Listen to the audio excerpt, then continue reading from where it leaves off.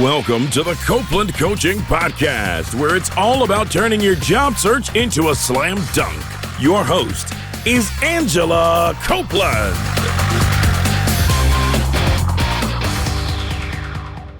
Welcome to the Copeland Coaching Podcast. I'm your host, Angela Copeland. On the phone with me today, I have Darrell Cobbins in Memphis, Tennessee. Darrell is the president of Universal Commercial Real Estate. He's also on the boards of the National Civil Rights Museum and of an organization called 100 Black Men of Memphis. Darrell, thanks for joining me today. Thank you for having me. I appreciate the opportunity. I've known you for many years, and I'm excited to chat with you. As I was kind of getting ready for our conversation today, I really struggled to figure out where to focus because I really, the Black Lives Matter movement has brought the discussion of racism back in front of our minds, like in the US and all over the world, really. And I wanted to talk about it, but through the lens, a little bit of the workplace. And as I was doing research, I found something that said that since 1989, whites receive an average of 36% more callbacks than African Americans and 24% more callbacks than Latinos. And this is coming out of research from Northwestern University, Harvard, and the Institute for Social Research in Norway. They concluded that they said, we observe no change in the level of hiring discrimination against African Americans over the past 25 years, although we find modest evidence of a decline in discrimination against Latinos. That's really disheartening. Anyway, the example I just shared, it's really just about getting your foot into the door. It's not even about being taken seriously or being truly included once you're there. So I'd love help us to understand why racial equality at work is still an issue that we should care about today. Well, it's an issue we should care about because in any workplace, we have goals, we have objectives for the enterprise to be successful. And whether that's profitable, whether that's mission oriented, whatever the case may be, you want to have the best team that you can have or best sets of teams to help you achieve that mission and goal and objective. And so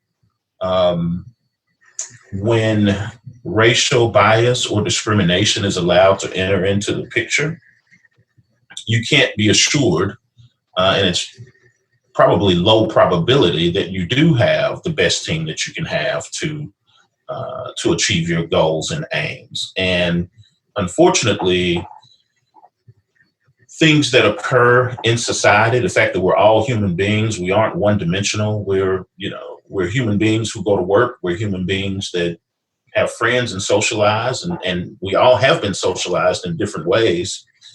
And so there will be times when things that happen on the outside find their way on the inside of companies or organizations that shouldn't. And so racial discrimination, bias, people don't necessarily leave that at the door when they come into work if they're so inclined to be that way. And what we have to do is ensure that fairness, equity, opportunity are unbiased so that you can maximize the opportunities to bring in people who can add value and help you achieve your goals in the best way possible. And so that's why it's important that with everything that's happening that we see on the news and read and see on social media, that we not leave out the fact that those issues and those situations exist also in workplace environments, whether that's a distribution center or whether that's corporate offices. These issues find themselves existing because they're human beings that bring that, unfortunately, sometimes into work environments and create situations that we have to deal with and manage. Right. And, the part that we're really focused on in the media right now, which is important, is police violence. But as you described, it's not like racism or discrimination is limited to the police, right? in all areas of society. And it's not always going to be so overt that you're going to catch it on camera. Right. Sure. I did an interview with a local journalist week before last, and it was the interview, and the piece that he's writing will be on the local commercial real estate industry and its lack of diversity and why that is. And, he asked me a particular question about times that I feel like I've experienced racism or discrimination in my 19 years in this industry. And I told him that, there are a couple of instances, I can count them really on maybe 2 or 3 fingers, when I felt like I did. Mm-hmm. But there are other instances where I just wasn't 100% sure. There was no overt statement or no overt just sort of bold proclamation. But the experiences that I had that I was recounting, it made me question, would I be experiencing this if I were not African American? And so I think that's the sort of nuanced challenge, is that in today's environment, rarely, especially in the workplace, because I think company policies and other things have evolved over time to where actions are not overt, bias isn't overt, discrimination isn't overt, but it manifests itself in different ways, whether that's hiring, whether that's promotions, whether that's contracting. I think those are avenues where you see situations occur that, should be monitored. And, a lot of companies today have departments and personnel and staff who review data and analyze these things. But ultimately, it's human beings that are making these decisions. And so I think we have to be cognizant of the fact that that bias exists, whether implicit or explicit, and that we have to be vigilant about rooting it out in workplaces just as much as we are marching in the streets and, looking for legislation and other rulings to root it out in society.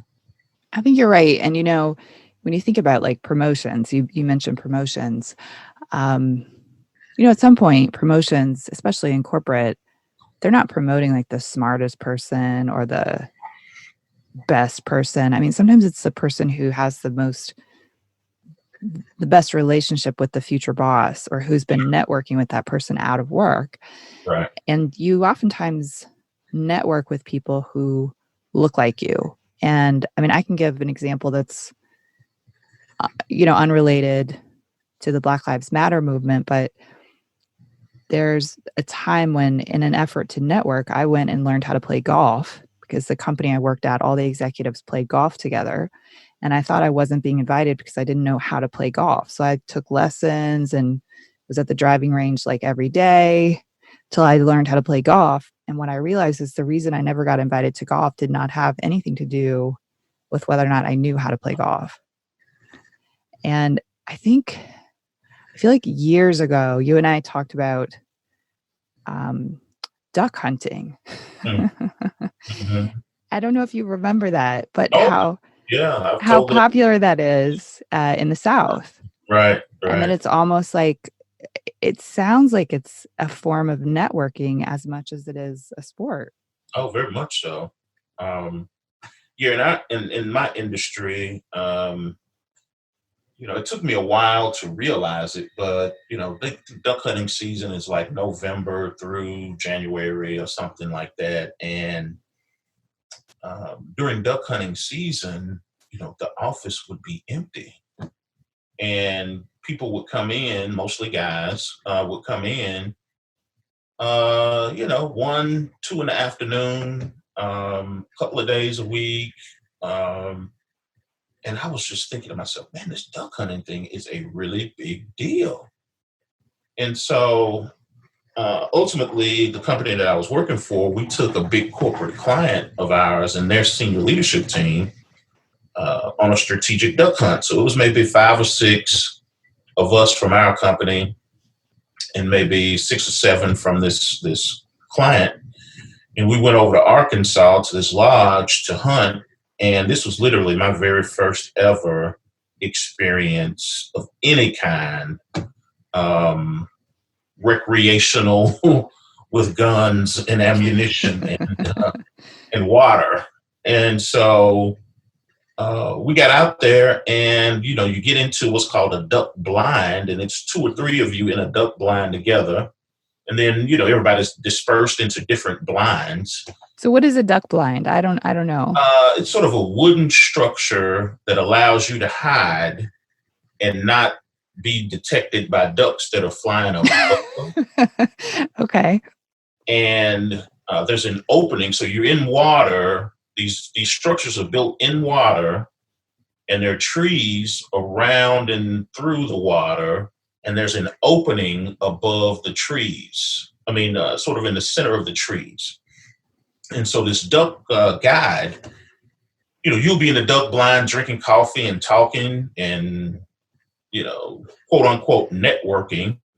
And suddenly, and this was my experience, suddenly the duck guide says, "Get them, boys." And everybody everywhere just raises up and just starts blasting into the sky. And just shotguns going off everywhere, ducks falling from the sky into the water. It was one of the most jarring sensory experiences I've ever had in my life. Oh my God. And so, I was fumbling with the shotgun because I'd never shot a shotgun before. I was fumbling with the shotgun, trying to shoot like everybody else, and I don't think I was pulling it off successfully. But after that, I said, you know what? If you and we spent maybe 3 or 4 hours out there doing that. And so I said, after 3 or 4 hours of doing this, we've come over, we hung out the night before, had dinner cooked and talked and socialized. We get up the next morning at 5 o'clock. We go out, do this duck thing till about 9. And you've spent 6 or 7 hours with someone or a group of people, and you come out with relationships because you've talked about business, you've talked about family, you've talked about, your background and careers and, other, matters of the day. And you have a relationship after that. You know those people in ways that you wouldn't if you had not had that 6 or 7 hours of undivided attention. And so it's the same when you go play golf. But if you didn't grow up or if you weren't raised doing those things, then you never get access to those experiences and to those avenues to build those relationships and establish those bonds. And, I don't think there's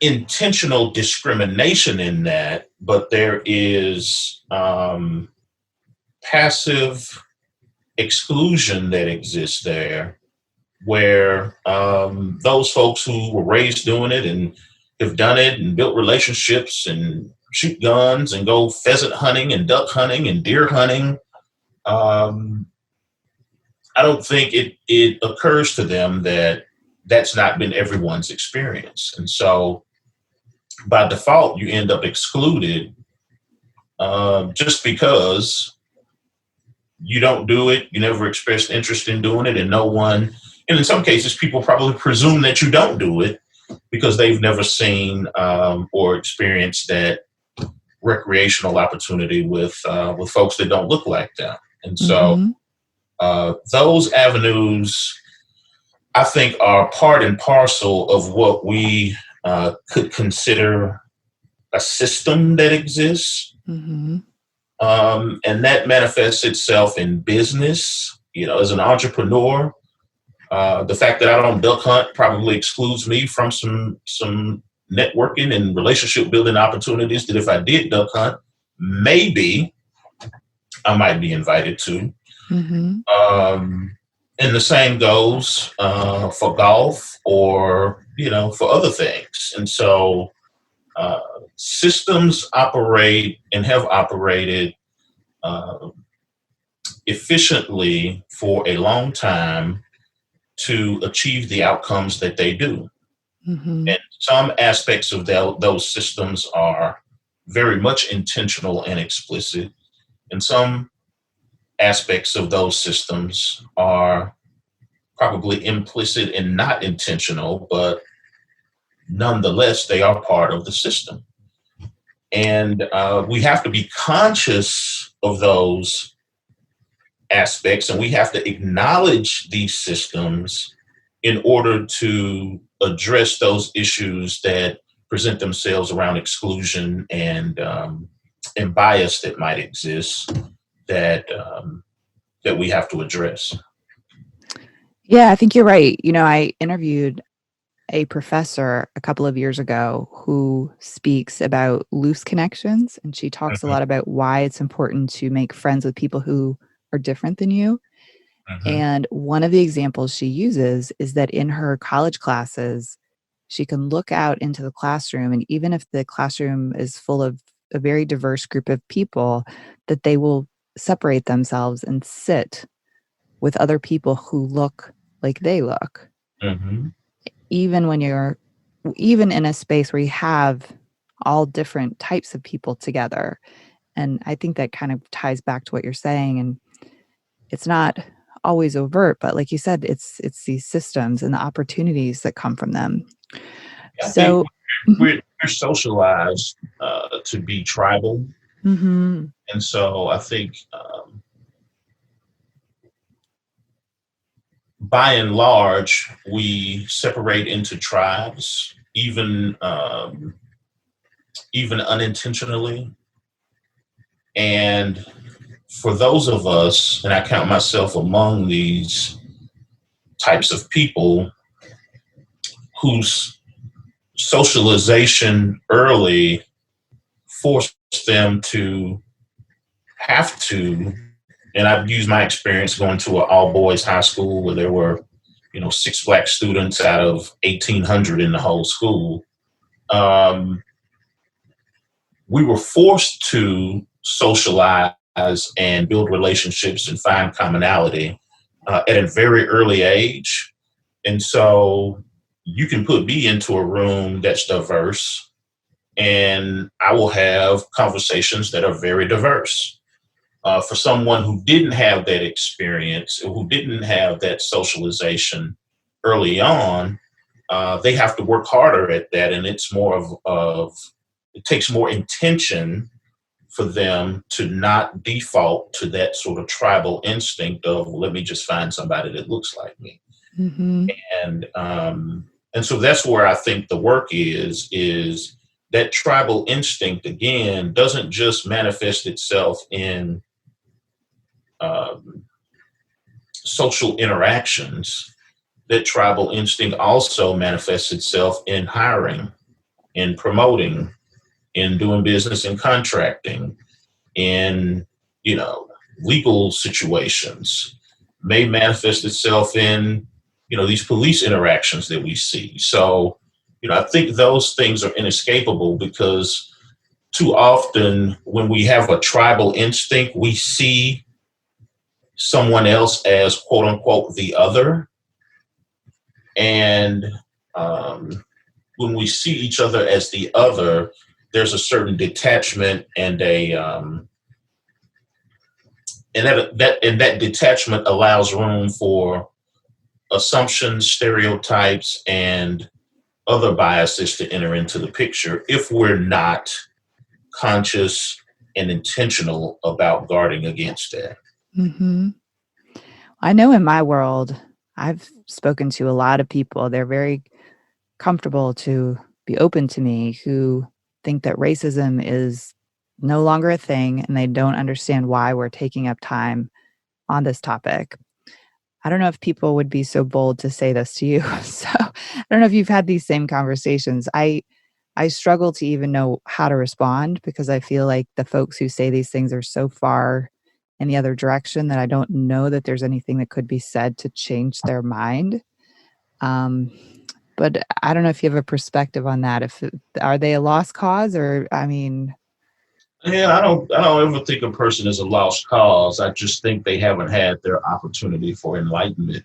all right. They haven't had that light bulb to go off. And I think, what we see now in terms of outrage and protest and all those things, if you look at the police interactions with unarmed Black men over the past 5 or 6 years, you have had video of interactions that clearly go above and beyond what's necessary to detain or arrest or apprehend someone, where, Black men with no arms whatsoever end up dead. Mm-hmm. And so I think the most recent series of deaths, George Floyd, of course, 9 minutes, somebody kneeling on your neck, just sort of makes it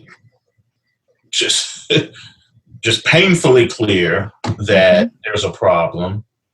The two gentlemen in Georgia, let me not call them gentlemen, the two men in Georgia who ran down Ahmaud Arbery and shot him for no good reason.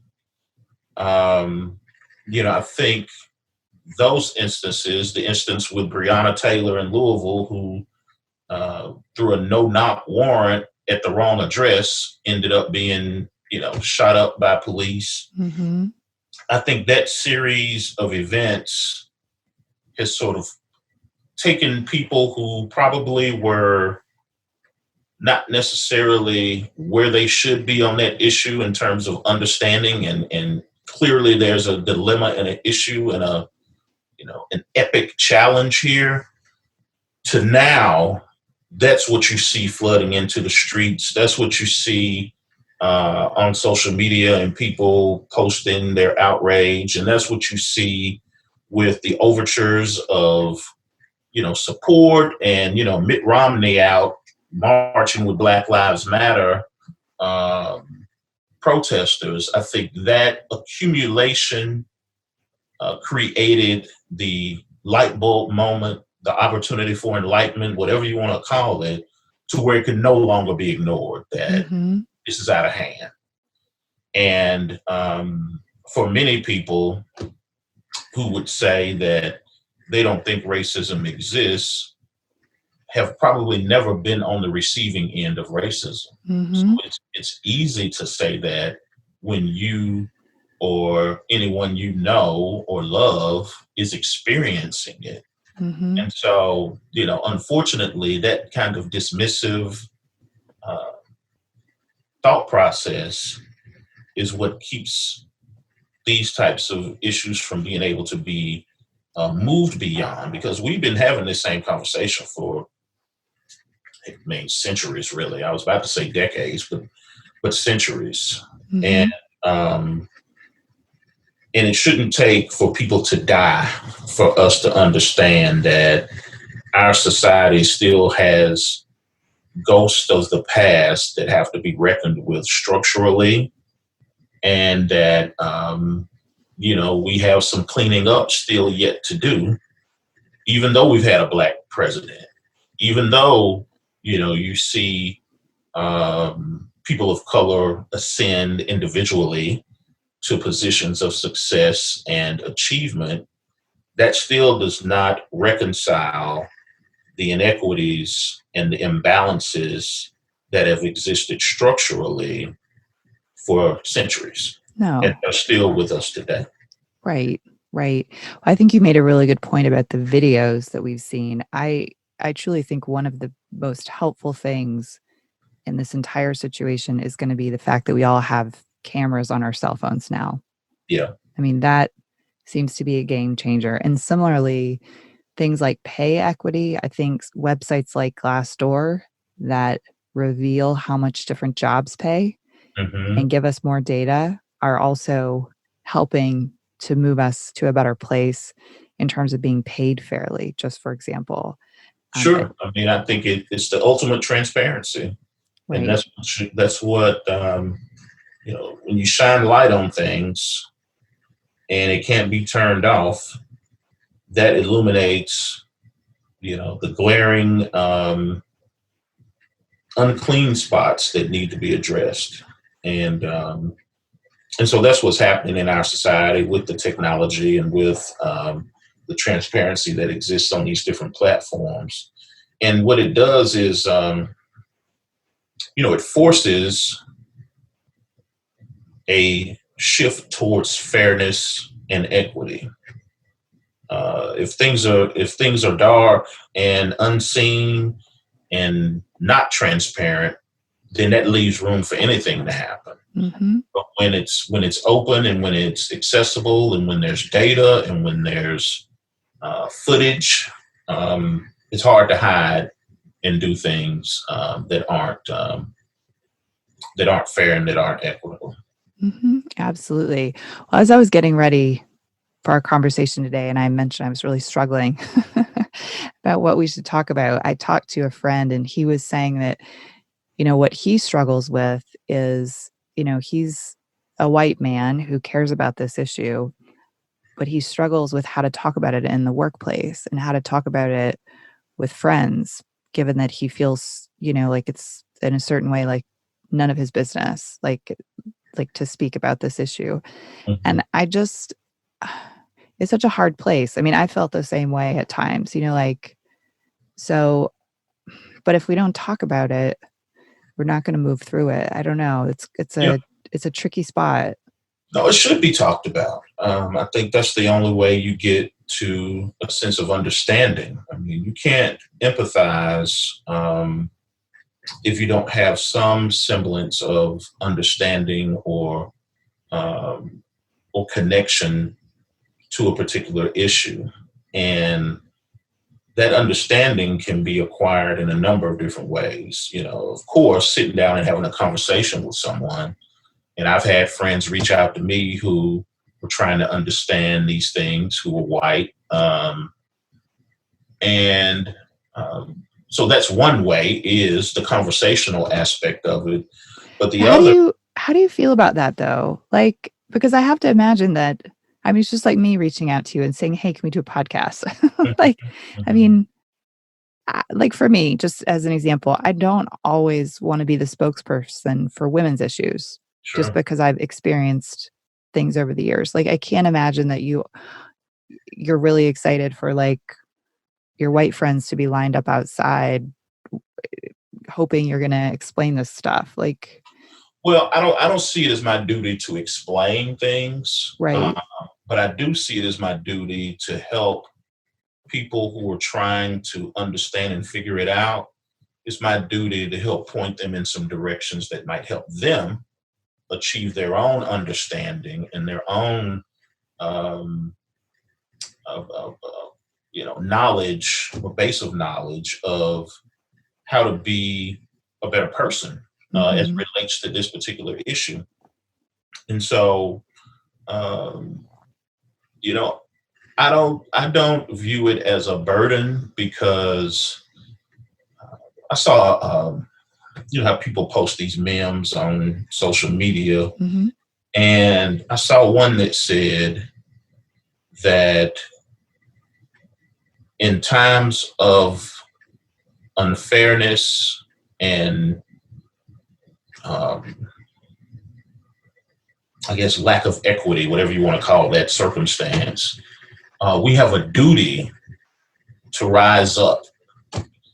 And I view those of us who have friends who don't look like us and they come to us with questions or seeking understanding and knowledge, one aspect of that duty is to help point those people in a direction where they can acquire that knowledge. Part of that is conversational, where we talk about our experiences and help share experiences and situations and guidance and those kind of things. But it also involves some effort to pursue that knowledge on your own, where there's reading that you can do.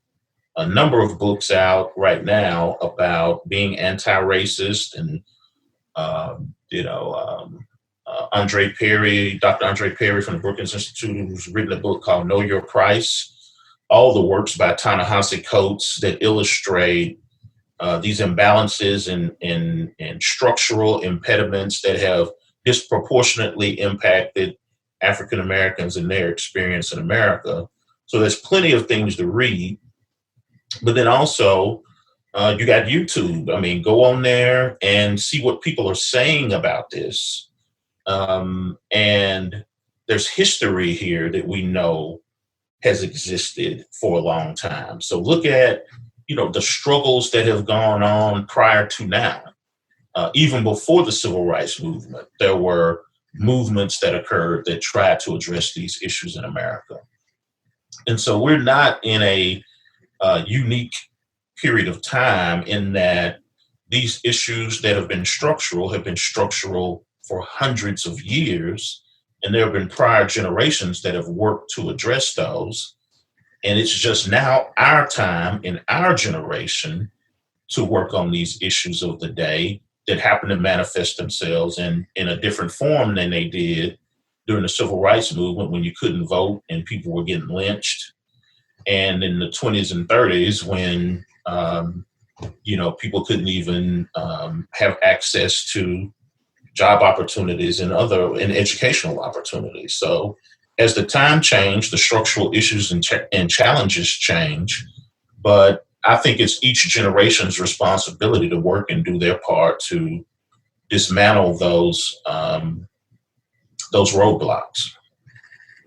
That makes sense. I think the thing that I struggle with, right, I grew up in Oklahoma, and, I grew up near Native American housing, and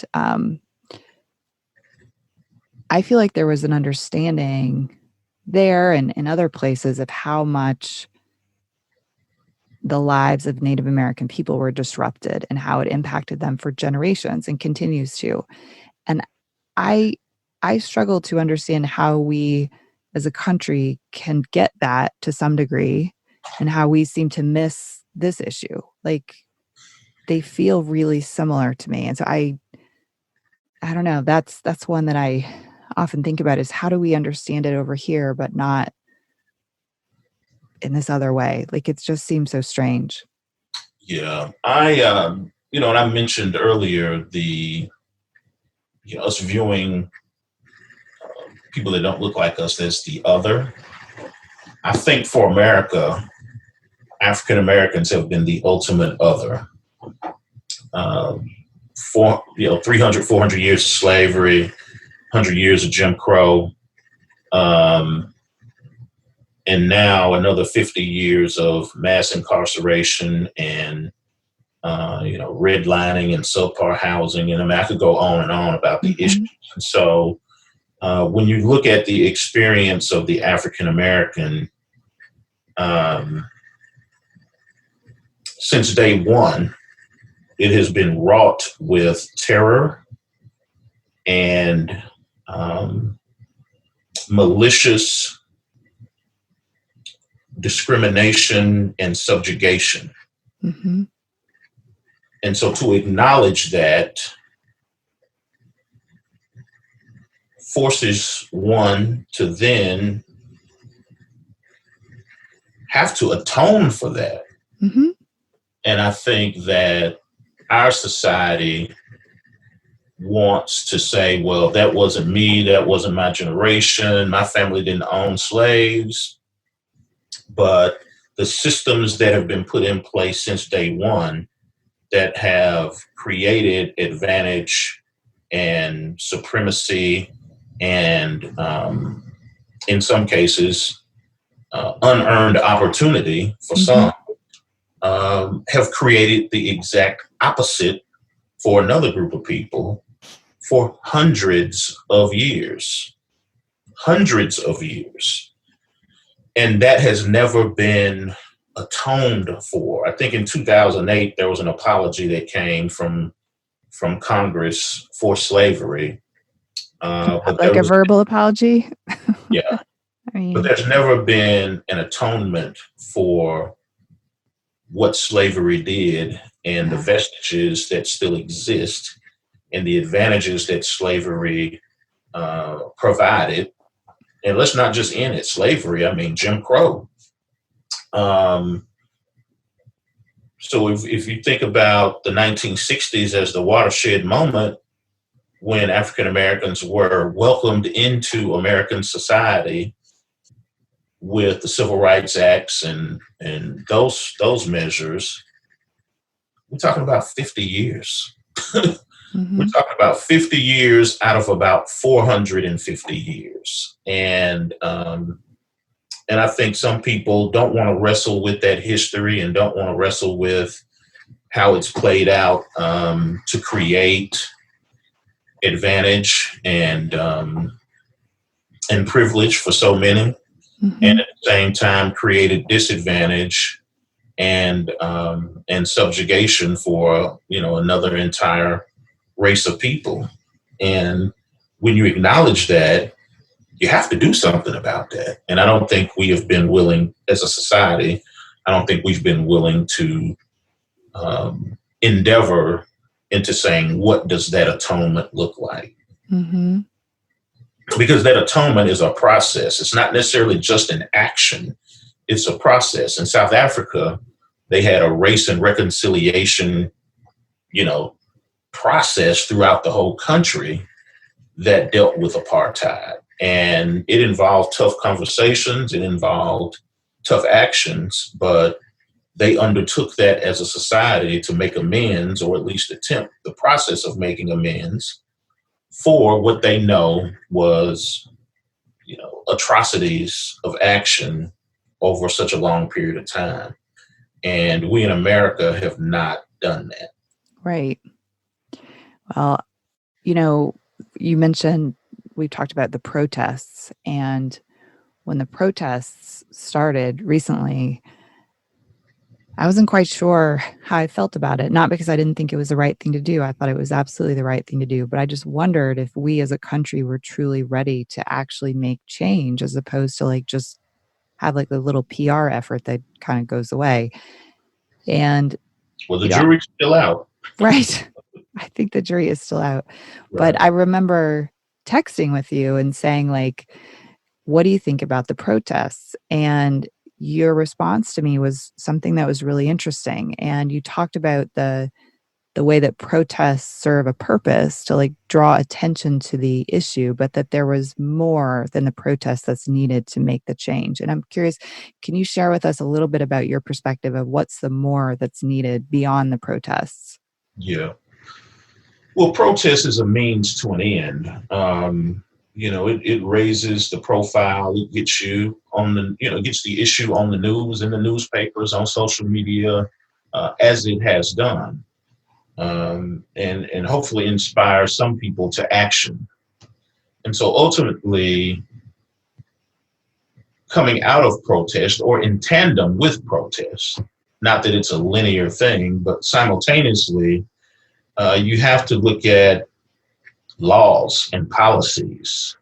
That's where you get into the structural aspect of things. And so while you have people marching in the streets and you've created a sense of urgency and a call to action, the action piece has to be done in legislatures and in Congress and in city councils and county commissions and school boards to look at policies that disproportionately impact people of color negatively. And that could run the gamut from the police reforms that we see now to also examining hiring practices, promoting practices, contracting, whatever the case may be. Who's on the boards of some of these companies? I saw where one of the founders of Reddit decided to resign his board seat. Yes. And say you need to put a person of color on this board. I saw where the founder of Airbnb was being questioned about the diversity of their board. I think what it should do is push a 360-degree assessment and analysis across public and private sectors to take a look and say, what are we doing to ensure that we are being fair and equitable to everyone? And that we don't have, and probably acknowledging that we do have some areas that need to be cleaned up and modified, and new policies that need to be put in place to address those areas that are found to be, sort of not in alignment with that ethic and that spirit. And so, as we see checks being written, and all these companies that are announcing funds and grants and things for those who pursue equity in the Black community, I think those things are nice gestures. But if you don't address the structural policies and practices that contributed to the inequities, then you've just done some nice gestures. You haven't really addressed the root cause of what keeps bringing us back to this same situation. Mm-hmm. When you were messaging with me about it, you referenced, when Dr. King was here, that in addition to the protests, that there was this work being done on the back end. Absolutely. Yeah. To make sure that laws change. And I think that was really eye-opening for me. It was something I hadn't really thought about. But if you think about it, even across different issues, say like, a few years ago, gay marriage was something people were talking about that went all the way to the Supreme Court, or reproductive rights, or like whatever. I mean, there have to be laws in place to force that change to happen. Like, it doesn't just happen naturally. There have to be laws to back these things up. Right. Well, if you can't change hearts and minds, you can definitely change behavior. And that's what laws and policies do. If I can't, push you to think the right way or act the right way, these policies and procedures will sort of force your behavior to be in alignment with whatever the standard is that has been set within a company or in society in general. And I think it was Dr. King who said that, laws can't make a man love me, but it can definitely stop him from lynching me. Right. And, that's an extreme quote, but ultimately, I think his point was, this is why we have to have this dual, multifaceted approach where, the marching in the streets really puts pressure on the political apparatus to produce some policies that and laws that address the whole reason that we're marching in the first place. Mm-hmm. That's what we have to have as an extension of this movement today, is what does policing look like after this? Mm-hmm. What does hiring and contracting and promoting look like within organizations after this? Mm-hmm. And again, I saw a meme on social media this past week that said that the knees on the neck aren't just police. There's some knees on some necks in HR departments and, boardrooms and office settings around the country that, metaphorically speaking, you have work to do within organizations and enterprises just as much as you do on the outside in broader society. Mm-hmm. You're right. And when you brought up Airbnb and Reddit, it reminded me of something I hadn't thought about in a while, which is with regards to tech industry hiring practices. And a lot of tech companies, companies that they have a very typical hiring process where you go through, the normal steps. Like, you talk to the recruiter, then you talk to the hiring manager. You might have some homework to do, maybe an IQ test, who knows? And you end up coming in person for like a series of, let's say, 5 or 10 interviews with different people within the business, just totally normal. And then at the very end, like right after you leave the building as the person that was being interviewed, the first thing they do before they ask if you are qualified or any of those things is that they take a vote. Who liked you? Do you think this person would fit in here? Yes or no? And in most tech companies, and I'm not like, I've seen this firsthand, if one person votes against the candidate that I don't really think they would fit in here, they do not hire that person.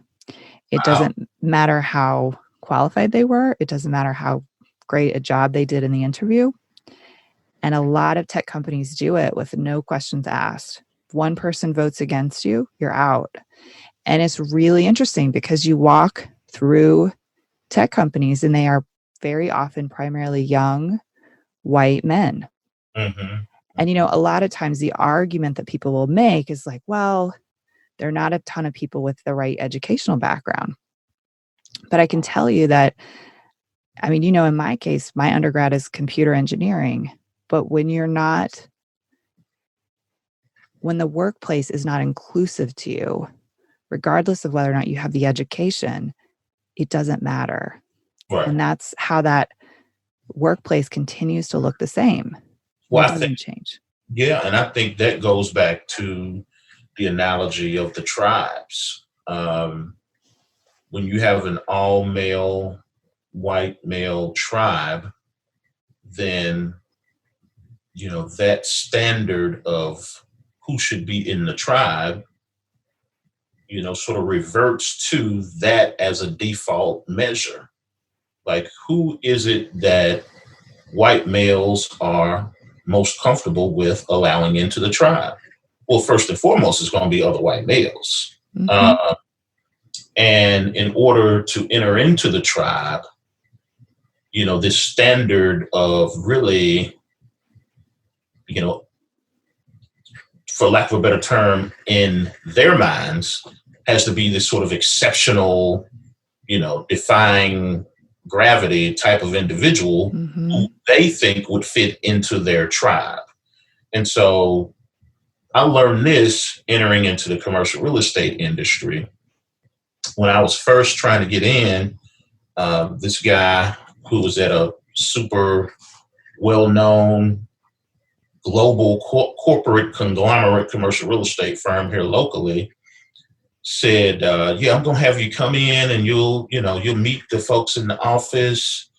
And then he proceeded to just tell me how hard it was going to be for me, to prove myself, and I'd be watched and I'd be this and I'd be that. And I remember thinking, why is it supposed to be that difficult for me? Mm-hmm. And the way I ended up interpreting that was, okay, he's basically telling me, we have a locker room here and it operates like a locker room, and you will be the only one in the locker room that doesn't look like us. Mm-hmm. Potentially. And that means we can't tell the jokes that we want to tell. We can't talk about the things that we want to talk about without having to think twice. I'm assuming he was saying it messes up the chemistry of the locker room when you insert what I would call the ultimate other into the midst of the tribe. Mm-hmm. And I'm assuming that in their minds, that impacts work, that impacts collegiality, that impacts, sort of the norms and practices within the organization, rather than seeing that otherness as an advantage. Sometimes people see it as a disadvantage, unfortunately, and that's where, it sort of reveals the ultimate shortcoming of those individuals who perpetuate this type of exclusion. And if you were to mention it to them, they would at least talk as if they were oblivious to the fact that it was exclusionary to anybody. But Mm-hmm. The proof is in the pudding, and the results manifest what it is that the decision makers are thinking and how they view the world. I agree. Well, if we've listened this far into the episode, we're probably on board that this is an issue. Yeah. And, I'd like to talk a little bit about what it is that we can do if we want to help make a difference. And I just want to mention, I was yesterday listening to a podcast. I just could not believe what I was hearing. And they were talking about a trend where white people who want to make a difference have just started Venmoing their African-American friends money, like out of the blue, with like notes apologizing for racism. And I was blown away to hear that this is like legit going on and that a lot of people are doing it. This is not the answer. I'm pretty sure. So if we want to give money, if we want to make a difference, what organizations should we be giving money to? There are a host of organizations that you can give money to, from the NAACP, the National Urban League, of course, the official Black Lives Matter, because there are a lot of different versions out there that have taken the name and done different things with it. But the official Black Lives Matter, there's an organization called Color of Change that addresses inequity and issues. The NAACP Legal Defense Fund is another good one. Organizations like the 100 Black Men of America or of Memphis, where we address African American youth through mentoring, education, economic empowerment for the African American community, health and wellness issues. And there are a host of others. I can name probably another 5 or 6. But ultimately, giving money is nice. But I was raised in a family that didn't necessarily, and those missions of those organizations should be supported financially. So what I'm about to say is not to negate that. But I was raised in a family that didn't give money as gifts, like for birthdays and Christmas. Giving people money, to this day, I still don't get it. And so I think right now what we need more than anything is action. And that action can come in the form of, and everybody's not meant to march and everybody's not meant to speak out, but within organizations and within families and within social circles, we need people to be voices of reason, and we need people to challenge sort of conventional thinking and wisdom around these issues. There are a number of people who don't think people should be in the street protesting over anything. And we'll tell people, do you have to block traffic? Well, yeah, you kind of do. We need advocates out there because, even in Memphis over the years, I've been a part of different efforts that challenge the status quo, especially for African American people who make up 63% of the local population. And a couple of years ago, I was at a dinner with some very influential and powerful white business people. And I basically told them, I said, well, Black people have said everything that they can, and we've done everything that we can on this particular issue. What we need is for the white business community, this is a business issue. What we need is for the white business community to decide what it's going to do. Because we've had press conferences, we've had meetings, we've been a part of task forces, we've come up with plans, we've pushed legislators to implement policies, but yet and still, we still remain in this stuck position. And so, and I think this is what you're seeing, because this particular movement that's happening right now in America has taken on a different tone now that there are white people out in the streets protesting, probably even in higher numbers than Black people, on the deaths of Black people and saying Black Lives Matter. And I think that has made a tremendous difference in the seismic shift that you've seen from when it was just Black people in the street saying Black Lives Matter to now you have this diverse, energetic, passionate coalition of people that are pushing the nation to take note and to take action. And that's what forces an NFL to now say, hey, we were wrong all this time. That's what forces Jamie Dimon, who's a Wall Street impresario, to take a knee in front of his company employees. That's what pushes a Mitt Romney to say, I'm going to march with the Black Lives Matter crew. And so that coalition has made a world of difference. And so we just need more people to play a role wherever they can, wherever they're situated, to make a difference on the particular issue. I like that. I appreciate that a lot. It actually makes me think of a friend of mine who, she has a little boy who's about 7, and they're Caucasian. So, anyway, I remember she told me when I first started to become friends with her, she said, I'm teaching my son now that if he sees, for example, like an African-American child that's being treated badly in a way that's not fair, that it's his responsibility to step up and say something. Yeah. And I remember it really, I'd never heard anyone say anything like that. And she kind of went on to explain that, you know, my son has a lot of privilege that comes with being white. And if he sees something wrong and he speaks up about it, people might listen to him. Yeah. And he's not going to get into the same kind of trouble for speaking up that someone else might get into. Right. And she said, so I want him to know, starting right now, that for the rest of his life, this privilege is something that he has to take seriously and use it for the better good of everyone. That's right.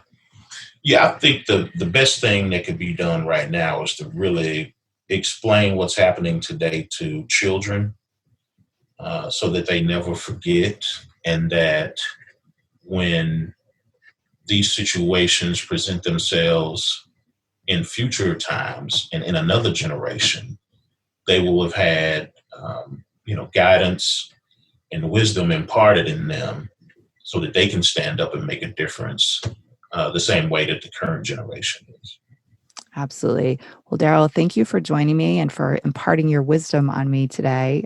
This has been excellent. I look forward to sharing this conversation. I appreciate you inviting me. Thanks a lot.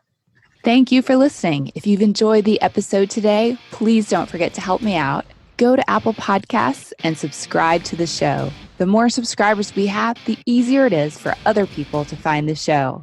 The Copeland Coaching Podcast is hosted by me, Angela Copeland. The show is edited by Daniel Lynn. Our media manager is Jennifer Strafacci.